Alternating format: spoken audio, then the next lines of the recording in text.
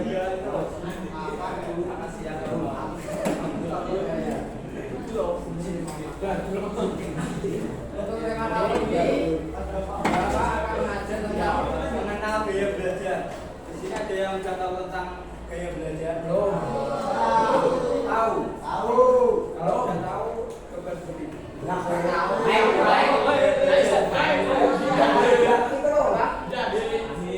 Membaca buku. Membaca buku apa?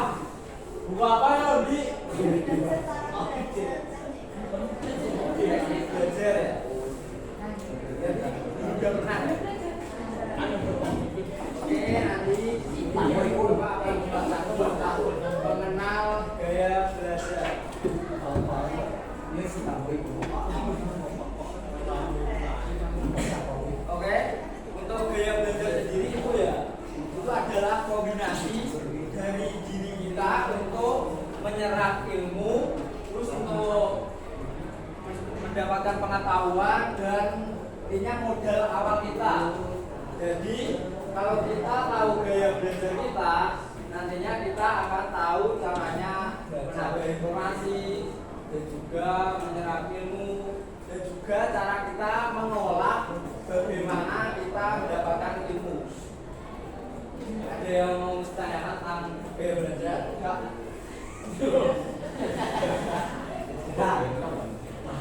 Misalnya gaya belajar ini nanti ya ada beberapa fungsi. Untuk jenisnya ya, GANS. Gaya belajar itu ada 3.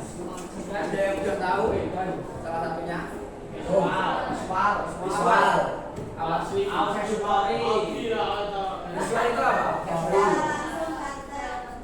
Cara pendengaran.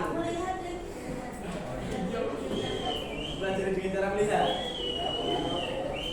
Terus kalau auditory mendengar. Dengan cara mendengar.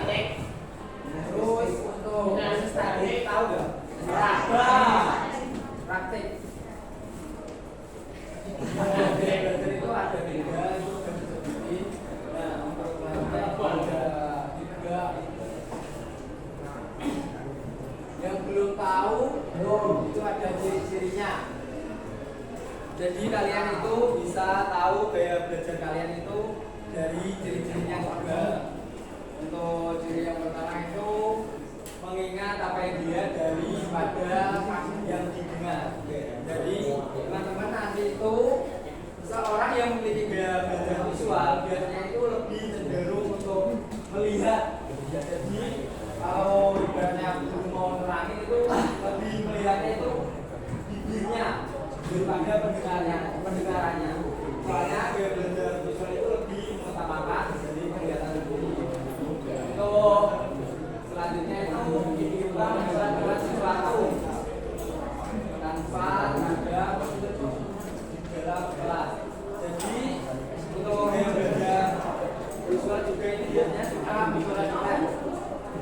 Soalnya ya gaya belajar visual ini tuh dia lebih mengutamakan kayak dari penglihatannya itu lebih suka surat-surat sambil mengingat gitu. Soalnya gaya belajar visual juga itu kata itu sulit menghafal. Di sini ada yang kayak udah tahu beberapa titik ini terus merasa dari dirinya ada nggak? Ada yang merasa visual sini? Visual nih, jadi apa? Ada ya? Jadi ada. Ada yang visual. Terus selanjutnya itu biasanya pembaca cepat dan tekun. Biasanya siapa sini yang suka kalau membaca itu cepat dan orangnya biasanya rajin? Siapa yang suka? Rajin. Saya rajin. Laki-laki rata-rata ya. Ya. Laki-laki banget. Cepat tapi malas. Terus selanjutnya suka membaca daripada dibaca. Jadi tipe gaya belajar visual itu biasanya itu orangnya lebih suka membaca sendiri. Contohnya kalau ada dongeng atau suatu cerita, biasanya itu lebih suka membaca sendiri daripada dibacakan. dan juga yang terakhir itu rapi dan teratur. Biasanya orang dengan gaya belajar visual itu orangnya rapi dan juga teratur. Dari kalian siapa sih yang rapi dan teratur?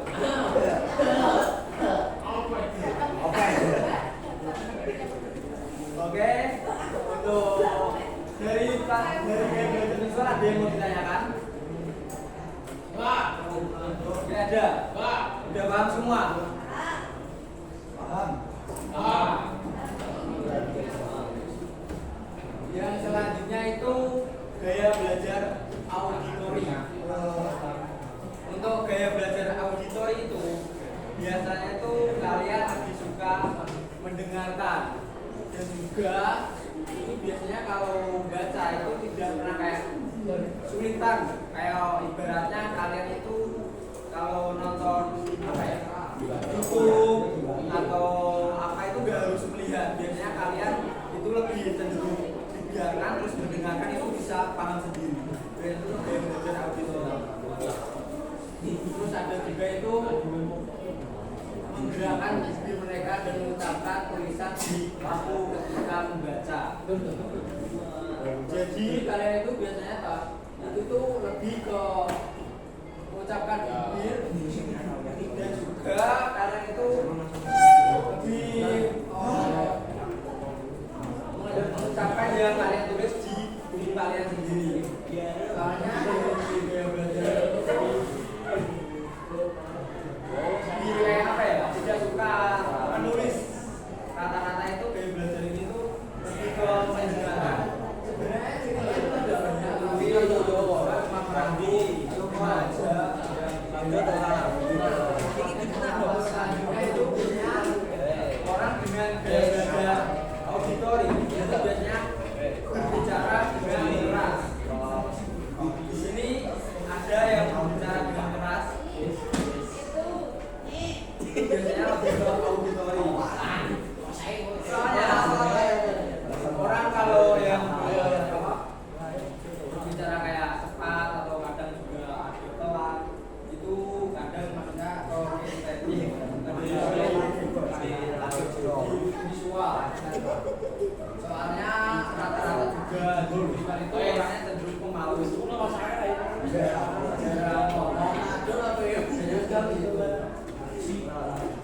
Dan yang keempat itu dapat mengulang kembali dan menirukan irama dan warna suara. Biasanya orang dengan gaya belajar auditori itu menggunakan kayak bicara itu menggunakan nada. Ada yang paham menggunakan nada? Contohnya kalau tanya siapa? Kevin, manggil teman itu ya. Kevin itu biasanya Kevin gitu enggak? Kevin gitu. Ada kayak gitu. Kevin ya, soalnya nada. Soalnya orang dia itu ada kayak gitu. Manggil orang itu pakai nada. Jadi kayak mau manggil kalau dia mau manggil sih enggak. Ada kan jelas ini ada ya. Tapi kayak ada kaki ada ya, kaki tanpa disadari pasti ada, tapi gelandai juga ada yang tahu.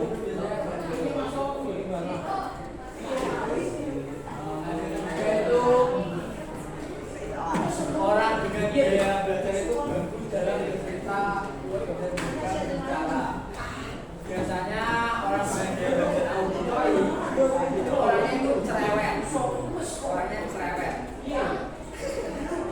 Itu gaya belajar auditori terkenalnya orangnya itu cerewet dan suka berbicara. Ya kalau di sini ada yang suka berbicara, terus cerita, cerewet. Ini loh auditori. Soalnya auditori juga itu ya, tipe suka menghafal. Kalau menghafal itu lebih mudah daripada di visual. Mungkin dari teman-teman ada yang udah tahu kayak dari gaya belajarnya sendiri. Rata-rata auditori atau visual.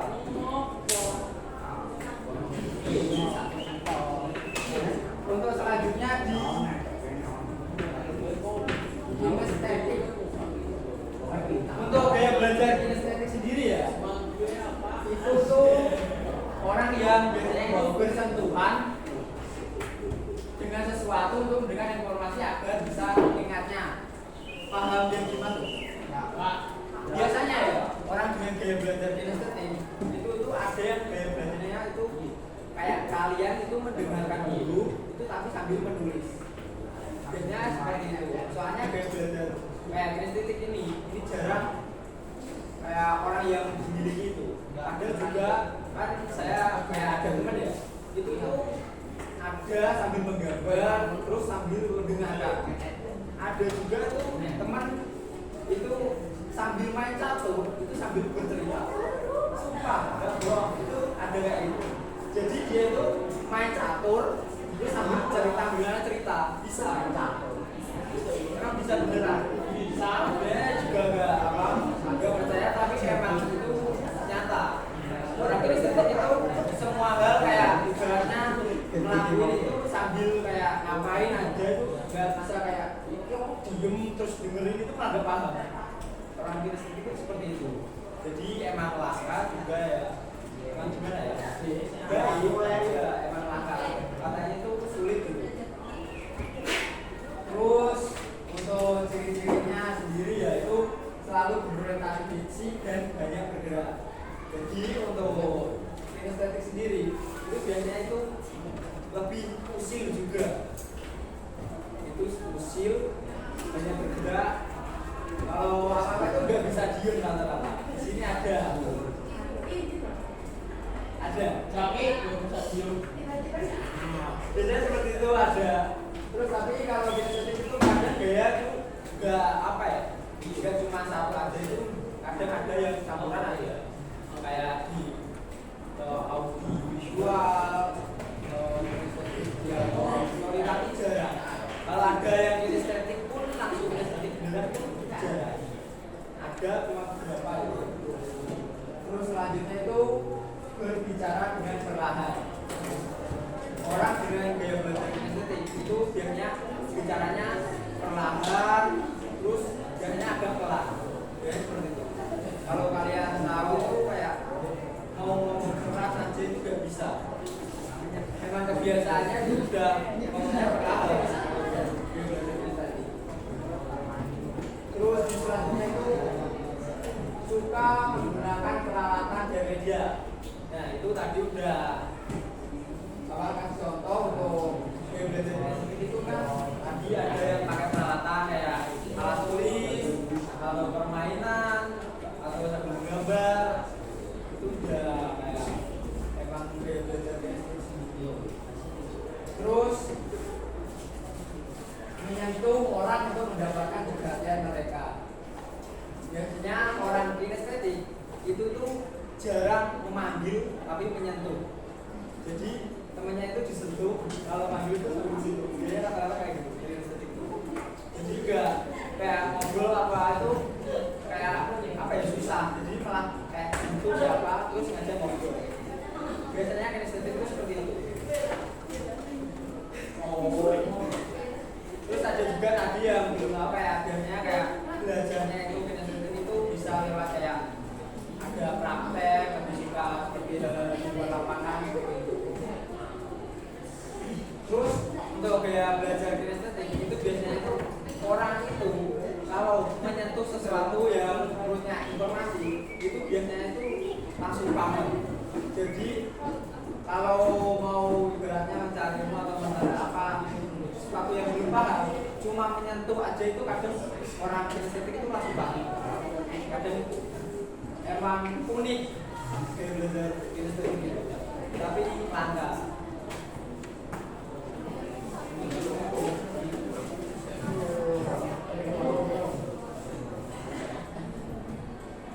Terus selanjutnya manfaat mengetahui gaya belajar. Di sini ada yang tahu nggak manfaatnya? Belum tahu. Apa? Manfaatnya ada yang tahu nggak? Apa? Yang lain? Salah itu. Benar, kalau orang. Yang lain? Apa? Tahu nggak manfaatnya? Tadi itu disebutin lebih efisien saat menerima pelajaran. Jadi kalian nanti saat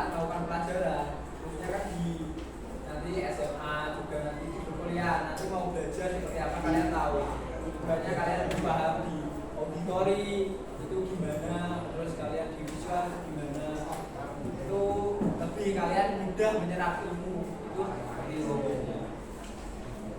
Untuk manfaatnya,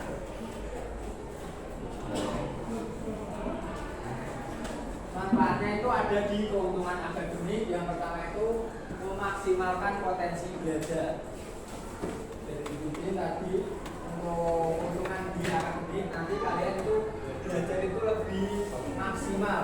Jadi belajarnya lebih tahu gaya belajarnya, nanti tahu mau nyerap ilmunya lebih mudah. Terus untuk yang kedua itu sukses pada semua tingkat pendidikan. Nanti kalian kalau tahu biasanya gaya belajar yang sesuai untuk tipe-tipenya seperti apa, cara belajarnya seperti apa, nanti itu kalian bisa sukses di semua tingkat pendidikan. Terus yang ketiga itu memahami cara belajar terbaik. Terus mengatasi keterbatasan di dalam proses belajar. Jadi kalian itu kalau memiliki keterbatasan, ibaratnya mau belajar ini sulit, rasa kok rasanya bodoh gitu. Kok saya rasanya nggak bisa gitu. Kayak kenapa kok sulit gitu. Nah, kalian itu lihat di gaya belajar kalian sendiri. Semua orang ya yang saya ngomong itu sebenarnya nggak ada yang bodoh, nggak ada yang kayak bodoh. Mungkin ada itu apa ya? Cuma males sih.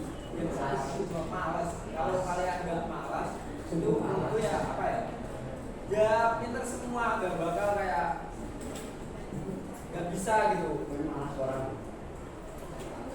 Akhirnya kalian mau belajar kalau ada niat, kalau benar dari dalam hati mau niat, mau belajar itu semua bisa sebenarnya. Terus yang kelima itu mengurangi frustasi dan tingkat stres. Kalian itu nanti kayak ibaratnya kan di akademik ada yang kayak stres dapat nilai kayak jelek atau stres dapat apa ya? Ya merasa dari dirinya tadi kurang baik. Itu bisa untuk dari diri belajar sendiri bisa mengurangi stres kalian tentang akademik. Soalnya kalian juga tahu sebenarnya gaya belajar ini enggak khusus di sekolah ya, itu menyerap ilmu itu banyak. Kalian bisa dari kehidupan kayak ilmu sosial kan ada ya. Kalian tahu ibaratnya dari teman, kalau cerita, kalau dari pengalaman kalian sendiri itu bisa kayak ilmu kalian sendiri. Jadi bisa diterapin di semua di tempat gitu ya, di sekolah ya gaya belajar ini. Karena emang penting nanti kalian apa ya udah lulus nanti udah ngerasain kayak ini sebagai ilmu seperti apa itu soalnya itu kadang apa ya kalian itu sekolah ya aku tahu itu cuma buat dasar aja kenyataan sebenarnya enggak seperti ini lebih beda lebih fleksibel lagi kadang itu ya nganggapnya lebih mudah kayak apa gitu kalau di dunia nyata setelah nanti kalian terus yang keenam itu mengembangkan strategi belajar. Ya udah nanti tahu untuk belajarnya, kalian juga nanti bisa mengembangkan strategi belajar yang kalian inginkan. Ibaratnya mau belajar matematika, mau belajar tentang bahasa Indonesia, nanti bisa menyusun kayak strateginya juga. Terus selanjutnya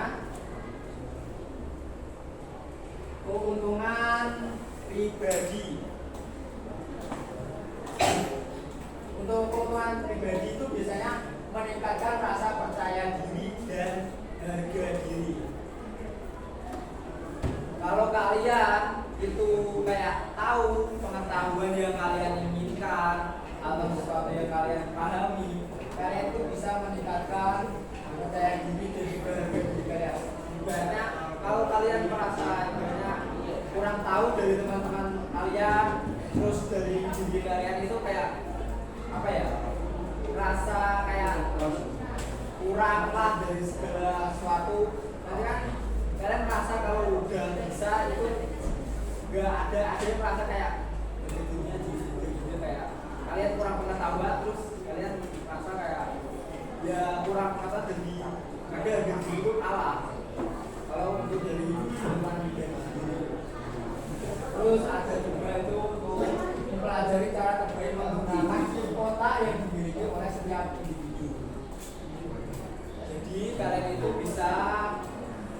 mempelajari bagaimana kota kalian sendiri itu bekerja, bagaimana kota kalian kayak relatif informasi, intinya sesuatu semua hal yang nanti kalian mau apa untuk informasi atau belajar itu tahu cara mempelajarinya. Yang ketiga itu ada mendapatkan wawasan kuat serta kelemahan diri kita sendiri. Kalian itu bisa juga itu mendapatkan wawasan yang kuat.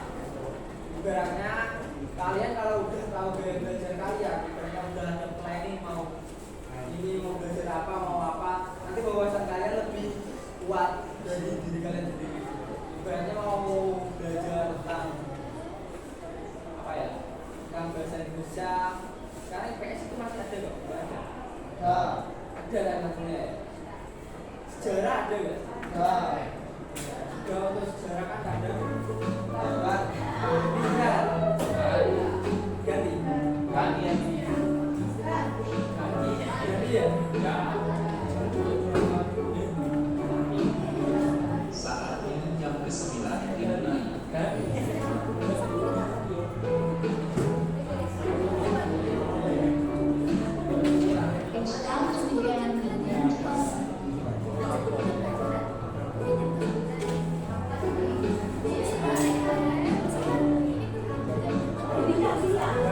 Itu ada mempelajari bagaimana menikmati belajar yang lebih dalam, dan yang kelima itu mengembangkan motivasi untuk belajar. Oke, untuk materinya, untuk materi belajar cuma itu aja. Di sini karena waktu yang terlalu singkat ya, juga ini saya ada tugas. Jadi keterangan saya siapa? Nanti ya apa sendiri tugasnya lagi Pak kelas. Tugasnya itu ada dua. Nanti ada tugas individu sama kelompok. Yang untuk tugas individu nanti saya share untuk di print, terus diisi dikirim ke saya. Terus ada juga buat kelompok, ini mau berapa kelompok? 6 kelompok. Sebenarnya 6 kelompok ya. Jadi buat 6 kelompok terus buat poster tentang gaya belajar. Nanti dibuat di Canva buat ini juga loh. Kelompoknya mau ditentuin atau mau cari sendiri? Tentuin aja. Ini sendiri aja.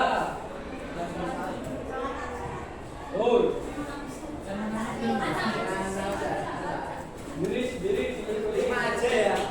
5 satu kelas berapa? 6. 36. Oh, 36.